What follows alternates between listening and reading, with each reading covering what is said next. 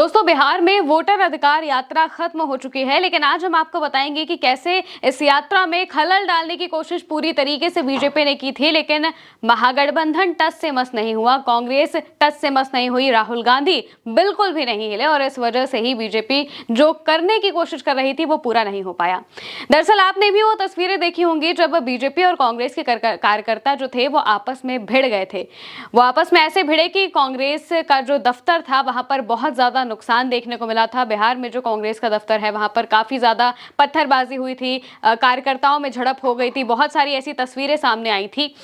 और यही वो पल था जब हमें ये पता चला कि बीजेपी ने किस तरीके से वो इस वोटर अधिकार यात्रा से परेशान हो गई थी और वो कुछ ना कुछ करके बस कुछ नया अपना नैरेटिव बनाने की कोशिश कर रही थी, लेकिन वो पूरा नहीं हो पाया। और इसको लेकर खुद राहुल गांधी ने एक्स पर पोस्ट किया और एक्स पर पोस्ट करते हुए उन्होंने कहा कि हम डट कर खड़े रहेंगे। अपने पोस्ट में राहुल गांधी लिखते हैं कि सत्य और अहिंसा के आगे असत्य और हिंसा टिक ही नहीं सकते। मारो और तोड़ो, जितना मारना तोड़ना है, हम सत्य और संविधान की रक्षा करते रहेंगे, सत्यमेव जयते। उनका ये एक पोस्ट बताता है कि कैसे बीजेपी से कांग्रेस या फिर महागठबंधन डरने वाला बिल्कुल भी नहीं है, कैसे उनकी जो रणनीतियां हैं उन्हें फेल करने में हमेशा कांग्रेस आगे रही हो और इस बार भी कुछ ऐसा ही हमें देखने को मिला। पूरी तरीके से बीजेपी ने अपनी तरफ से कोशिश की थी कि वो अपने कार्यकर्ताओं से प्रदर्शन करवा दे, वो अपने कार्यकर्ताओं से वोटर अधिकार यात्रा में कुछ चीजें करवा दे, लेकिन ऐसा कुछ हो नहीं पाया। आखिरी दिन भी ऐसी बातें सामने आ रही थी कि जो बीजेपी के कार्यकर्ता है वो काले झंडे दिखा रहे थे, वो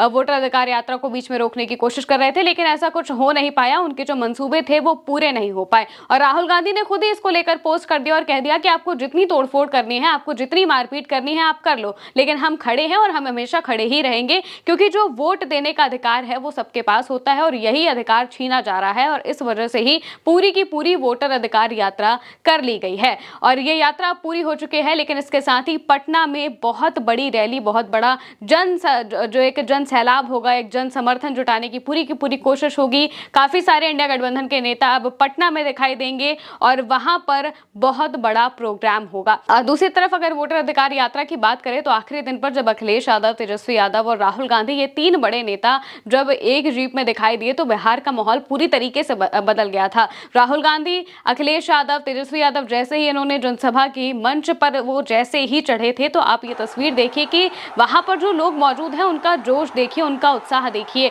भीड़ इतनी ज्यादा बेकाबू हो रही थी कि पुलिस वालों के पसीने छूट गए थे, जो नीतीश की पुलिस है उनके पसीने छूट गए थे और बहुत मुश्किल से उन्होंने सारी चीजों को काबू किया। इस वजह से भी कार्यक्रम को बहुत छोटा रखा गया था और बहुत जल्दी सारे नेता भाषण देकर चले गए थे ताकि कोई अनहोनी ना हो जाए, इस बात का भी पूरा ध्यान रखा गया है। लेकिन आप जैसे ये तस्वीरें देखेंगे तो आपको लोगों का जोश दिखाई देगा, किस तरह से वहां पर जो लोग मौजूद हैं लगातार अपने पूरे जो